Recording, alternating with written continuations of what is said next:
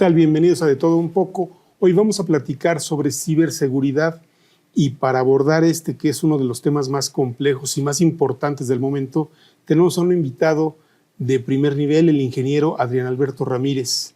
Adrián, muchas gracias por aceptar la invitación. Al contrario, con todo gusto. Gracias por permitirme participar en el programa. A ver, Adrián, empecemos por definir qué es la ciberseguridad, cómo debemos entenderla. Bien, yo creo que tendríamos que abordarla en dos sentidos. Por un lado, para cualquier ciudadano, para cualquier persona, la ciberseguridad debe representar pues esos métodos o esa forma de proteger su identidad digital y todo su entorno digital. Pero cuando hablamos de la empresa, entonces hablamos de una serie de procedimientos, de normas, de reglas, de tecnología y desde luego de educación a las personas que le ayudan a las organizaciones, sin importar, digamos, en qué terreno se desenvuelve, a proteger su entorno, a proteger sus datos y a proteger sus activos, ¿no? Y ya comentaré un poco más adelante qué significa eso de proteger sus activos, pero podría empezar a hablar de un término importante que son las joyas de la corona. Es decir, tanto en la parte personal como en la parte, digamos, de organizaciones, de empresas, siempre los recursos son limitados, y más cuando hablamos de temas de ciberseguridad. Entonces, asegurar que lo más importante para ti, esas joyas de la corona, están protegidos, pues te ayuda a definir precisamente ese plan y ese entorno. Pero así podríamos dividir lo que significa ciberseguridad. A ver, déjame profundizar ahí. En el caso de una persona, ¿cuáles son esas joyas de la corona? Pues de entrada, tu identidad digital. O sea, antes llegabas y te presentabas y pues simplemente por saludar o con una firma autógrafa podías decir yo soy la persona. Yo soy yo. Había un documento que te avalaba, un documento oficial validado por un gobierno que te permitía confirmar que eres tú. Pero a partir de que empieza, digamos, la explotación digital en el mundo, entonces tú eres un usuario y lo proteges ese usuario a través de un password. Y entonces, ¿cómo te aseguras que esa identidad digital en realidad eres tú? O sea, se oye mucho en estos perfiles de ataques en el terreno personal, pero también en el empresarial, de esta suplantación de identidad. Y se ve hasta en plataformas de redes sociales donde dices, oye, y lo ves en distintas plataformas que la persona dice, esta persona no soy yo, me están suplantando. Sí, entonces hay alguien que se está haciendo pasar por ti. Entonces, proteger, sobre todo en el terreno personal, tu identidad sería la regla número uno. Y en el entorno empresarial, una persona cuando entra a una organización, a la que sea, pues tiene algún tipo de número de empleado o algo que lo identifica como parte de esa organización. Pero en realidad, cuando lo crean digitalmente en su organización y que le asignan su correo electrónico y su cuenta de red y su acceso a los sistemas, nace digitalmente. Y la suplantación de identidad y los ciberactores que quieren ir por tu identidad, lo mismo van en el terreno personal que en el terreno profesional. Entonces, de ahí la importancia de que esa primera joya de la corona, que es tu identidad, pues la protejas de la mejor forma posible, ¿no? Ahora, ¿quiénes atacan? ¿Qué atacan y cómo lo hacen? Yo recuerdo mucho que mi tesis profesional fue de virus. Cuando allá en los 80 se estaba empezando a hablar de los virus informáticos, ¿no? Que es el principio de la ciberseguridad, exactamente, ¿no? Y en aquella época la documentación que había disponible hablaba de estudiantes que trataban de hackear, como en las películas que había en los 80s, a gobiernos o empresas o a distintas instituciones. Y ese era el hacker que se veía en aquellas épocas. Pero en realidad hoy no es así. Eran nerds que se sí, metían. Que un poco por deporte y para demostrar su capacidad técnica trataba de infiltrarse en los sistemas de pues, cualquier organismo y las personas ni siquiera estaban en el había radar. Una película famosa sí, de aquellos años. Sí, que provocaban un simulacro de guerra mundial, exactamente, ¿no? Muy famosa. Hoy no, hoy desafortunadamente no es así. O sea, es un tema absolutamente serio. O sea, ya no es un tema de estudiantes. No, para nada. De hecho, podríamos decir que hoy hablamos de crimen. O sea, es un tema de crimen organizado. Esa es la palabra. Y podríamos dividir a estos ciberactores como en varios tipos. Está el ciberactor que sí forma parte del crimen organizado, que por cierto los datos hablan de que o está muy cerca o en algunos momentos rebasa ya el valor de las operaciones por narcotráfico en el mundo. Ese es el valor de lo que significa crimen organizado en ciberseguridad, o sea, cibercrimen. ¿Por qué? Porque es un mundo digitalizado y entonces en realidad toda la operación comercial del mundo, por ejemplo, es digital. Ya es parte del mercado para ese cibercrimen. Pues la gente, los cibercriminales, los ciberactores van por ese mercado, ¿no? Después, desde luego, hay algunas naciones en el mundo, desafortunadamente, que tienen grupos que están dedicados a ver cómo atacan otras naciones, ¿no? Y desde luego hay algunas en Medio Oriente, otras en Asia, pero, y no quiero aquí causar polémica, pero es cierto que hay gobiernos con grupos específicos tratando de atacar y vulnerar instalaciones, sistemas de otros gobiernos, porque es una realidad que puedes, a través de un grupo de hackers, ir y atacar sistemas de salud, sistemas de energía, sistemas crear de caos agua, en otro entorno, ¿no? en otro país, digamos. En otro país. Entonces, sí hay grupos de sus sistemas. A través se habla grupos mucho, de hackers. desde hace varios años se habla mucho de que en Rusia opera mucho esto, sí, ¿no? Sí. Y no nada más en Rusia, en China también. Y, sí. O sea, es una realidad. ¿Qué otro tipo de Hay actor otros que son más entornos sociales, hacktivistas. Hacktivistas, así le llaman, de hacker y activistas, ¿no? Y luego, sí, grupos de hackers que incluso hoy, déjame llamarle así, se ha profesionalizado este tipo de crimen. Y entonces una empresa puede contratar a un grupo de hackers para que ataque a otra empresa o se infiltre y le pueda robar información. Entonces, pues estamos hablando ya de crimen, ya no estamos hablando de un reto técnico para ver cómo rompo las barreras de una institución, sino estás hablando de que el ciberactor trata de... robar secreto industrial. Trata de ver cómo monetizar lo que hace, ya sea bloqueando el acceso, ya sea robándose información, etcétera, etcétera, ¿no? Y desde luego hay un pequeño grupo que, si bien no se considera como un ciberactor, pero sí vulnera la información de la compañía, y que también ocurre, es un pequeño grupo de empleados que sale disgustado de una organización y pues de regreso afecta los datos y la continuidad de operación de la empresa. El que se lleva el password. El que se lleva el password, el que se roba los datos y los vende, etcétera, ¿no? Entonces también eso es considerado como ataques. A ver, déjame llevar un poco la conversación al terreno de lo público. En los últimos meses se ha hablado de ataques a diferentes instituciones públicas, a diferentes instituciones del gobierno mexicano. Uh-huh. ¿Cómo está, desde la perspectiva que tú tienes, externo, del sector privado, especialista en el tema, cómo está la seguridad, o cómo está de bien o cómo está de mal la ciberseguridad en las instituciones públicas? Porque, bueno, se escuchan muchas cosas, ¿no? Desde que ya no pagaron los antivirus, aunque eso suene de los 80s, sí. Hasta, bueno, yo me he enterado de cosas tan ridículas como les quitaron los no breaks a las computadoras. ¿Qué sabes tú de esta parte?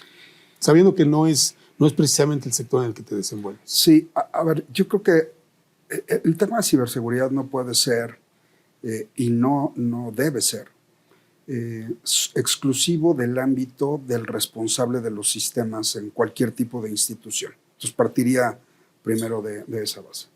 Segundo, como estamos hablando de crimen y de crimen organizado, que tiene muchísimos más recursos que en general cualquier empresa y a veces que cualquier gobierno, entonces no hay recursos suficientes para protegerlo. Entonces de ahí que, y me parece que hoy en el país hay esfuerzos importantes que se están haciendo en una mezcla de gobierno, instituciones privadas, especialistas en ciberseguridad e incluso instituciones académicas, de formar opiniones colegiadas de cuál debe ser una estrategia de protección.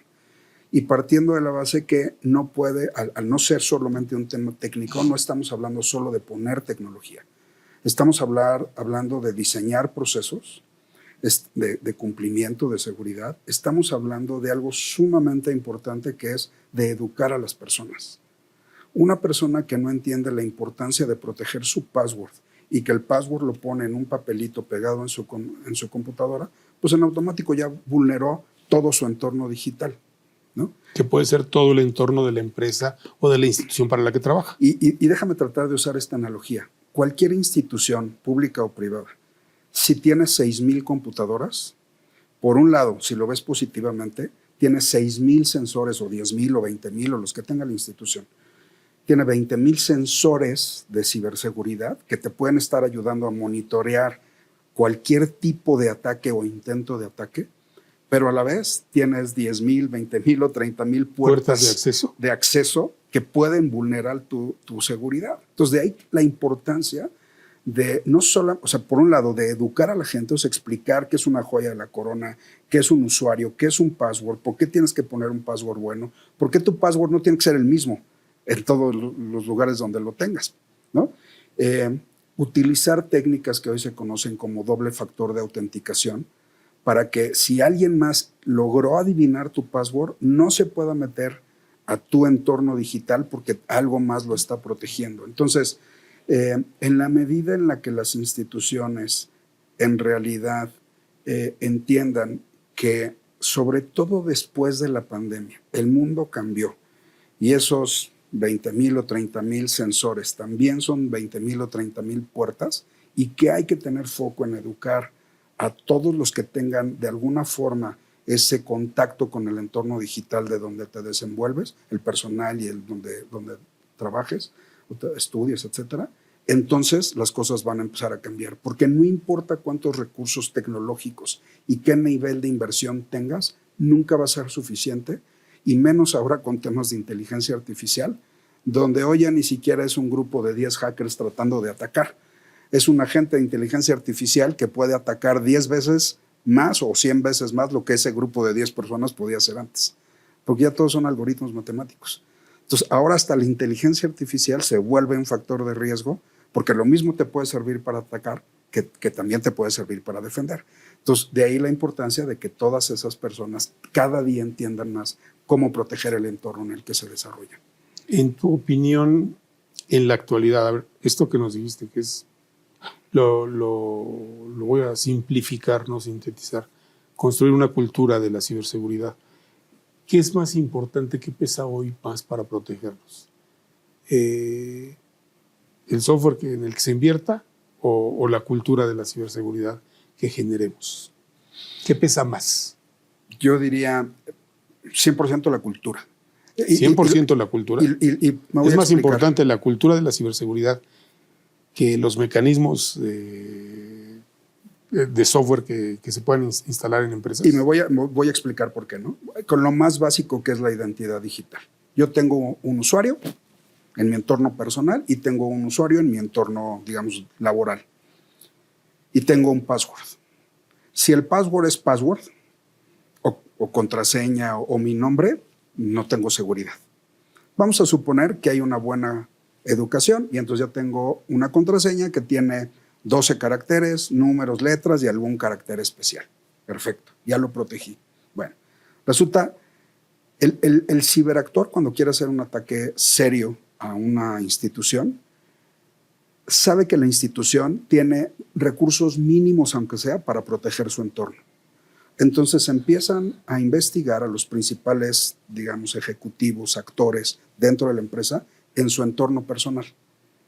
Y hay muchísimas personas que publican toda su vida en redes sociales.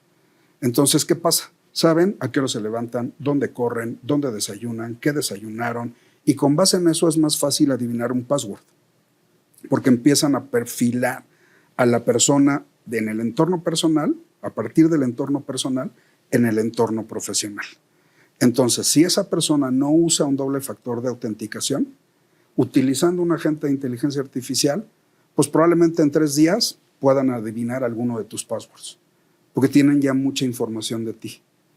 Y si saben que ya tienes... Y no necesitan poner a 10 personas a adivinar. No, es un agente de inteligencia artificial, una computadora que está probando... No come, no descansa, no se queja, 24 horas al día no le trabajando. Pagan horas extras. No le pagan horas extras. No le pagan. No le pagan. Entonces, vulneran ese entorno, ¿no? Y a partir de que vulneran ese entorno, entonces pueden empezar a adivinar el entorno en el que se desenvuelve profesionalmente.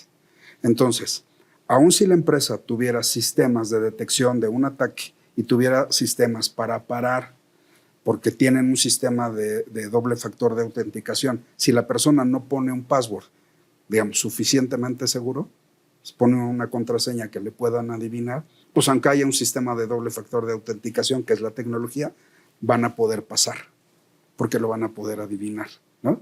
Oye, si una persona tiene su computadora y no tiene sus herramientas de productividad, la hoja de cálculo, el procesador de palabras actualizado, porque no le da miedo actualizarlo y no tiene los últimos parches de seguridad, pues es una forma de entrar también ahí, o su versión del Windows, ¿no? Es exactamente lo mismo. Entonces, en la medida en la que no vamos educando a las personas a tener su entorno seguro de protección, pues en esa medida, no importa cuánto inviertas en tecnología, el talón de Aquiles, el punto de quiebre va a ser la educación. Falta de cultura, la falta de educación. De tú como usuario de la tecnología, cómo tú te desenvuelves en el mundo digital. Ahora, si razonablemente, y la verdad es que tampoco es que se necesite mucho, tienes un buen usuario, una buena contraseña, no tienes tu contraseña igual en todos los sistemas, etcétera, bueno, ahí sí entonces, una correcta definición de procesos, una muy buena tecnología, pero sobre todo una muy buena identificación de cuáles son esos activos que te interesa proteger, es lo que te permite mejorar y estar en un entorno más seguro. ¿Por qué? Porque otra vez, como no hay recursos para todo, al final tienes que decidir en dónde los pones. Claro. Entonces tienes que asegurar que la tecnología, los procesos, la vista está puesta en aquellas cosas que son las joyas de la corona. A ver, ya estamos llegando al final. ¿Por dónde empezamos? ¿Por dónde empieza la gente? ¿Por dónde empieza una empresa mediana o pequeña a protegerse? Porque a veces cuando se habla de ciberseguridad se piensa que eso es para las grandes empresas, para quien tiene recursos para invertir. Tú nos acabas de decir, a ver, vale más la cultura que el software. Sí. ¿Por dónde se empieza? A ver, desde luego empezaría yo con la parte de la cultura y con entrenamiento básico en estos temas de cómo crear un usuario, una contraseña, el doble factor, por qué hay que usarlo y estas campañas de prevención, ¿no? Déjame poner un dato. Este es el año del Mundial. Nos vamos a inundar. Y tú le vas al Cruz Azul. Y le voy al Cruz Azul, orgullosamente. Lástima. Nos vamos a inundar de mensajes del Mundial. Seguramente el 80% de los mensajes que recibas en tu celular del Mundial van a ser un intento de robarte información. El 80% de los mensajes que vas a recibir en tu celular relacionados al Mundial van a ser un intento de ataque. Sí. Ojo con eso. Entonces hay que tener mucho cuidado. Entonces, en la medida en la que educamos a la gente a, oye, no le des clic a un mensaje que te llega por SMS o del correo que dice que tienes que pagar el predial, cuando hay datos que cuando tú lo lees y lo comparas con tu recibo anterior, pues no son los correctos. O que te dice que tienes algún problema con el SAT y pues ves y dices, pues no, nada de esto suena, ¿no? No está en mi buzón tributario, no tengo que hacerle caso. ¿Por qué tengo que darle clic? Entonces no hay que darle clic a eso. Entonces en la medida en la que educas, ese es el primer paso, ¿no? Segundo, sí hay que regresar a los básicos. O sea, en tu casa tienes una puerta y tienes un candado. No la tienes sin puerta y sin candado. Ni dejas la puerta abierta. Ni dejas la puerta abierta. Entonces es lo mismo acá. Necesitas algún tipo, y ya no se llaman antivirus, hoy se llaman de manera diferente, pero algún tipo de protección básica en las computadoras y en tus servidores. Necesitas respaldos. O sea, si corres la mala suerte de que te atacaron, ¿cómo te recuperas? Esa resiliencia que necesita un individuo o una organización ante un ataque, porque tarde o temprano de alguna forma nos van a atacar en lo personal o en lo profesional, el tema es cómo te recuperas. Entonces yo diría, esos 3 elementos básicos, no importa si estás en una microempresa o estás en una empresa grande y estás iniciando, o en una institución de gobierno o una universidad donde estés, estás empezando a trabajar con estos temas, esos 3 elementos son así como los básicos para que te protejas o para que si te atacaron puedas recuperarte lo más rápido posible. A ver, para terminar, hace un momento comentabas tú en una parte de la plática que está al nivel la industria del ciberdelito, está al nivel del narcotráfico y a veces lo supera. A mí no hace mucho un alto funcionario relacionado con la seguridad me decía que de lo que hay que preocuparse más, de lo que hoy el ciudadano tiene que preocuparse más, es de los ciberdelitos. O sea, tiene que ver exactamente lo que tú dices. Sí. ¿Sabes de cuánto es el mercado del cibercrimen, del ciberdelito en el mundo hoy? Hay distintas estadísticas, pero se habla de casi 10 trillones de dólares. Ese es 10 trillones de dólares. O sea, son 10 millones de dólares. Ese es el impacto. No son billones, son trillones. Entonces, por eso se habla de que tiene un valor, digamos, de mercado mayor incluso al propio tráfico de drogas, ¿no? Y tomando ese número, hay que tomar en cuenta lo siguiente. México es el país más atacado en Latinoamérica. O sea, ¿Por qué razón? Hay mucho más desarrollo, hay muchísima cercanía con Estados Unidos y además mucha interacción con el resto del mundo, ¿no? Okay. Entonces, y hay que considerar que probablemente de toda Latinoamérica, el 55% de los ataques de Latinoamérica está dirigido a México. Entonces, aquí yo diría pues un poco como reflexión final, el tema no es que no te vayan a atacar, te van a atacar. El tema es que te des cuenta, o sea, que tengas forma de darte cuenta que te atacaron a tiempo y tengas la posibilidad de recuperarte a tiempo. Porque tarde o temprano te van a pegar de alguna forma. No y somos el gran objetivo de Latinoamérica. Yo diría, más que de los países de Latinoamérica, es el país más atacado, pero los ataques vienen de distintas partes del mundo. Adrián, hemos llegado al final. Muchísimas gracias por haber aceptado la invitación. Al contrario, muchas gracias. Muchas gracias, nos vemos a la próxima.